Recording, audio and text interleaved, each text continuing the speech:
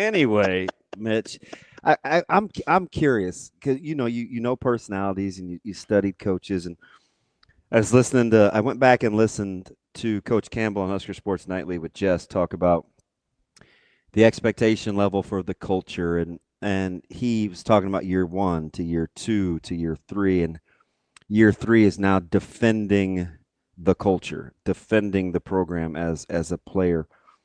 I can't help but to think, especially watching Coach Rhule over these last handful of weeks, and he kind of had the social media where he kind of planted the flag with representing the program. You think we're going to get year 3 Coach Rhule defending the program? Can you see that as kind of the next evolution as he spends time talking to us in 2025?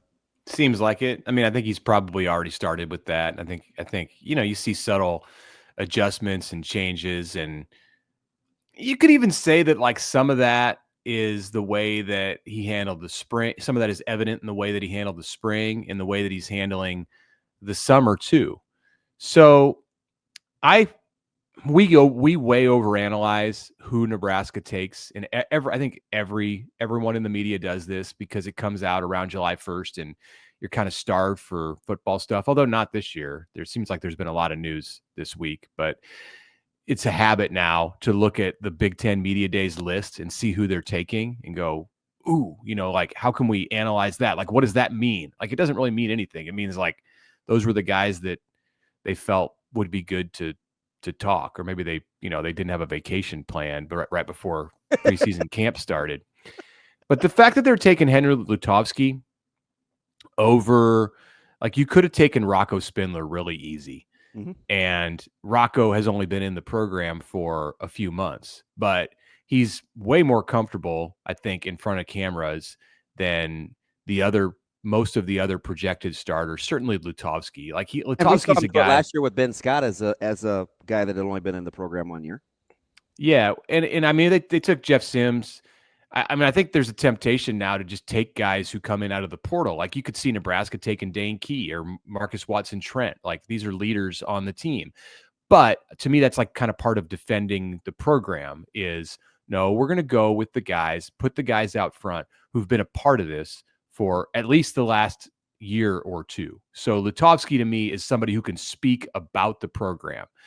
Rocco Spindler, for like all that he has to contribute and as valuable as he is, as important as he is, and I think he'll be able to speak for the program at the end of the season or during the season. But right now, like he's a guy who's been at Notre Dame for the last 3 years and has spent part of one offseason in Lincoln. So I think that goes into, and I'm probably reading too much into it, but I think that goes into the decision to take Lutovsky because he is somebody who has he represents Nebraska in a different kind of way than a player who just came from the portal. Mitch, somebody asked us this earlier this week, and they brought up Lutovsky in both the media days representation and kind of amongst the starters on the offensive line. Is he a no-brainer starter for you this year? Well, again, to overanalyze that choice to take him to Las Vegas, he kind of is now. The no-brainers to me coming out of spring were Pritchett, Spindler, and Justin Evans. Mm-hmm. So, why is my watch going crazy here? Anyway, I think it thinks I'm working out, which is alarming. But we'll try not to. It was the hot food take. That's what it was. I don't know what's going on. I can't believe this dude won't eat food outside. But now I think I'd probably put Lutovsky in there. The thing is like, do you put him at right tackle, or do you put him at guard, the opposite of Spindler? So I don't know. I know he's adept and capable and has experience, practice reps. Played pretty well both. Yeah, where do you think he go? Do you putting him at guard? Ideally, I'd put him at guard. Yeah, and then the question is, okay, so is it Gunnar Gatula at right tackle, or are you hoping to get one of the injured guys back? It could be Canuck. It could be Canuck. Yeah. I like Canuck. I like him. I like Teddy too. So, and Gunnar played well last year. And depending on, I don't know, what are you going to get out of a healthy Corcoran? I don't know. Yeah. But I do think Lutovsky belongs in that discussion of four without. I mean, I didn't hesitate yesterday when you asked me. I think he's a starter. I'm just not entirely sure where. I hope it's guard, just for his sake to flourish and where he's comfortable. But Mm-hmm. look at me and say whatever these guys need. That's just how we get down, DB. And I would believe that too because that's how Coach Raiola kind of has them. When you're looking at kind of more the defending of the program mantra, how much of it do you think not stems from just the necessary protocol of year 3, but the fact that they actually think that this team is pretty good internally? Like, what kind of driving force do you think that is? I think it's a big factor. I think it's difficult to make that part of your main platform in the way that you go about your business to defend the program if deep down inside you don't have that belief about improvement and where Nebraska's at. I think Matt Rhule really liked where Nebraska's program was at going into year 2. Year 1 there were a lot of questions, and it's year 1 is year 1. That's like self-explainable. Year 2, I really think like in moments where he wasn't on the record, or I don't, and not even talking to media, it just could be talking to among coaches, to his friends, like confidants, that kind of stuff. I think he still spoke highly of what he thought about that team. Like he believed in that team, and some things went sideways with Nebraska last year, absolutely, and there was some unexpected stuff, like you know. It just happens in a football season. They righted the ship a little bit at the end, but it took some pretty dramatic change from him to some unorthodox stuff to salvage. That's really, it was headed in a direction that I don't think that anybody thought it was going to go. They didn't envision a 4-game losing streak in October going into the start of November. So this year, I think he has still an even higher opinion of what he believes the team can be. Last year, for whatever it was that was pumping up his excitement, you still had a true freshman quarterback, and there's going to be ups and downs. This year, that's a different story. Like, not only is he not a true freshman, he's I think a trusted piece and has come a long way in so many different areas that can help you and translate to better play on the field. Mitch, speaking of maybe defending the program, depending on how you took it, what did you make of Coach Rhule tweeting out a couple days ago, too many people have profited financially off of negativity and despair. Their time is over. Did you have, like, what struck you? What did you think he was talking about in that moment? I don't know. The first thing was like, oh, okay. He's just like blowing off some steam on a Monday night. That's the first thing I thought. Like, this isn't Maybe that the big of a seafood deal. wasn't very good at the Cape. I don't know. Right, exactly. He's settling down for a 4th of July in New Jersey, and just said, "Here's my final 2 words. Like, I'll sign back on the social medias next week, and find out that thousands of people have interpreted this in whatever way that they choose to." Damn it! I was gonna see a great fight. I very naively kind of just thought, like, this is not a big deal. Like, nobody's going to really care about this. Whatever. It's just Rhule being Rhule. And he's just, like when he would tweet emojis for just to see what the reaction was going to be way back in year 1. But I was mistaken, because everyone who has a take and a platform to share it has thoughts, and they think that they know what he's talking about, when the reality is I don't know. And Damon, you don't know. Do you know? Like, did you? Sure. I don't know. I don't know. Like, is it? I have no. I could guess, and lots of people have guessed, but I can't say with certainty that I know. So let me ask you something, Mitch, because maybe. Oh, so you know? I plead the fifth for fear I may incriminate myself. I don't know. I'd totally be speculating. But I do want to ask you something, because you can help me, and I need your help. Because I didn't mean for this to sound like a hot take, right? Because Bill Byrne was probably my favorite. Coach Osborne is clearly the most accomplished. And neither of those guys had to really. You can even factor in staff too, the surrounding staff. But neither of those guys had oversaw errors with the support staff needing to be what it is in 2025. So I said, this is probably the most cohesive and collective bunch of group thinkers that I've seen since I played, where I think the athletic director, the coach's vision, the support staff, and the strength of the assistant coaches is at an all-time cohesive bunch.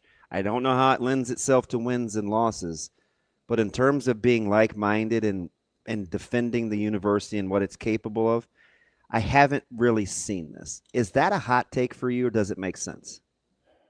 Is it? Yeah.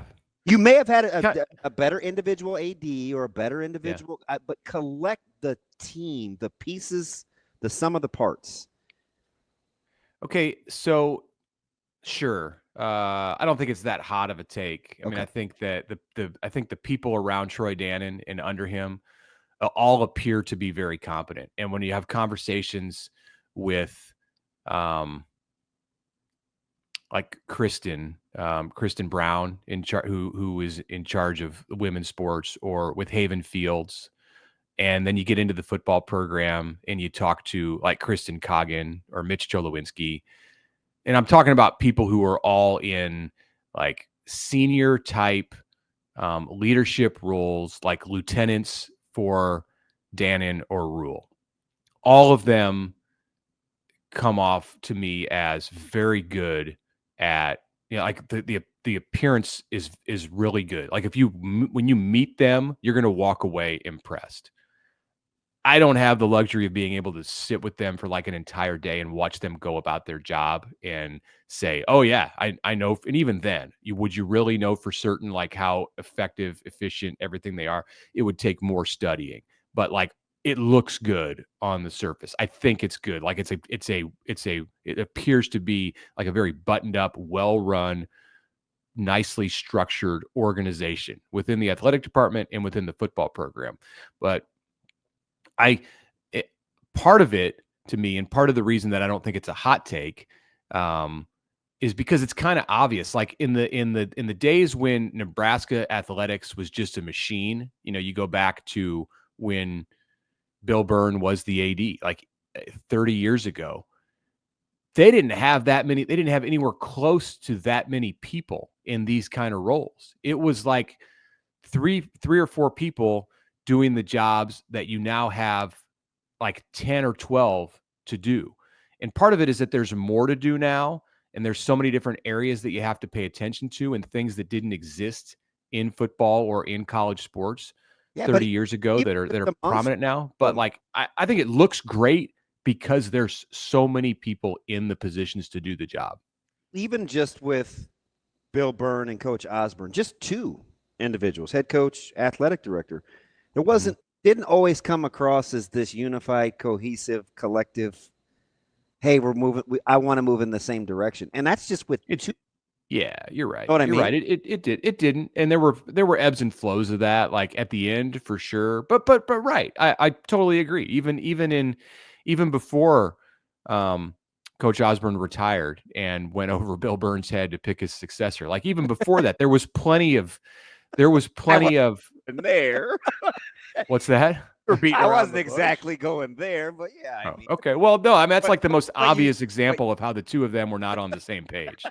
But there were other things. I mean, you might even say like Nebraska's decision to join the Big 12 was something that they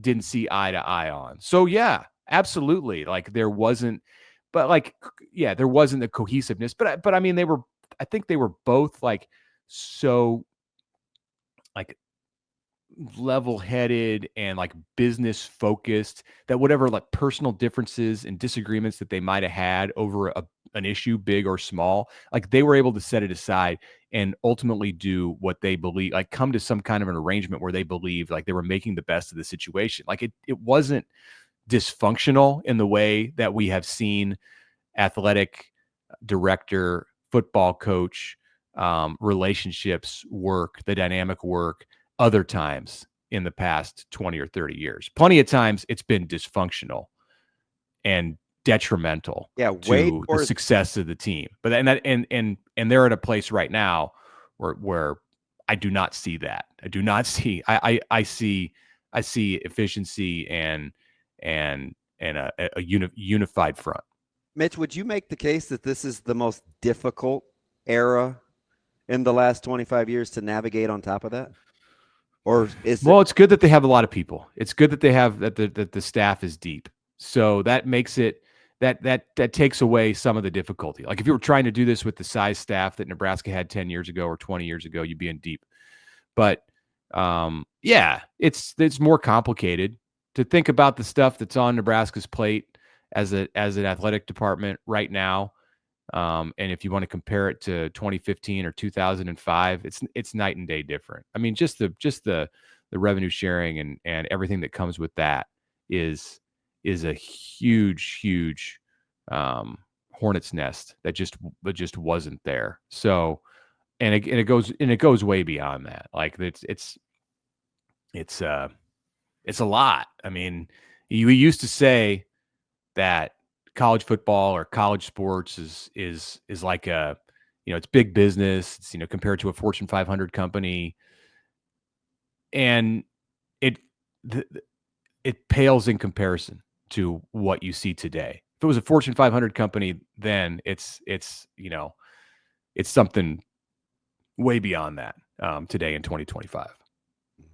Mitch, it's kind of funny to me the how unified things at least appear to be at Nebraska, because you look at it and go, okay, typically when you see that in a athletic department, you have an AD who hired the head coach and now they're all on the same page. That's a good point. Like the fact that this is a AD that was brought in, it seems they're even more aligned with Dannon, and I'm not hating on Trev, but then they even were with Trev who brought Rhule in the first place. Like that feels like, I don't know. I kind of made jokes at the time. It's like, yeah, I wonder if they ran the AD hire past Rhule, because it sort of seemed like he was running things at the time. But they clearly had to. They definitely did. Yeah, like 100%. Like it does seem like there is this even greater level of unity with a guy that didn't hire him than with the guy that did. Is that maybe? I'll ask you guys this: does that maybe speak a little bit to the personalities of all three who we're talking about here? Like that's something. So that's where I would have gone with Dannon versus Alberts. That's definitely something, because like I said, when I first said what I said about the like-minded thinking, there's been greater individual pieces in the respective roles, right? Like I said, obviously T.O.'s the most accomplished coach. Byrne was arguably the best of the athletic directors, but together, I don't know if they got the best out of each other, right? For that stretch of college athletics. That's why I'm making the case for the sum of the parts here and the way that they work together. I don't really remember the last time I've seen it that cohesive. It's a great point. Yeah, no, it's great. It's a great point, and I also like what Ravi brought up about inheriting a football coach and what the history says about coaches who were inherited. It hasn't gone well. There are places in the country where you can find that it has. I mean, Rhule's not like completely alone in being a football coach who's set up to succeed for an athletic director who didn't hire him. There are plenty of examples out there where that happens, but in Nebraska, it has not happened, right? And maybe part of that is because all of the football coaches who've come before Rhule, going all the way back to Osborne, ended their times ended badly. But for the most part, when a new AD has come in, it's spelled doom for the coach in that chair. And Rhule, you can safely say, is like breaking the mold in that way. So at least so far, like they got to play this season, but at least so far, it looks like it's going that way.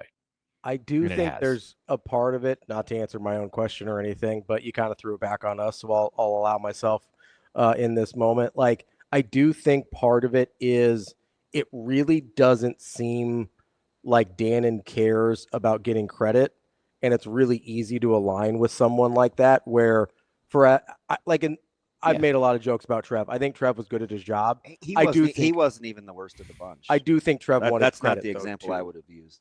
For the ADs, but I just mean directly for the Rhule example. I mean, Mitch, you've seen it all. Like, if you want to talk about ADs getting credit, yeah. I mean, Steve Trev is probably the worst.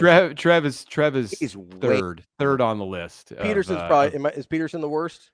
Yeah, and Bill Moose like to get credit up there. So. Yeah, there's a lot. Yeah, that's fair. But Peterson would be at the top of the list. Yes.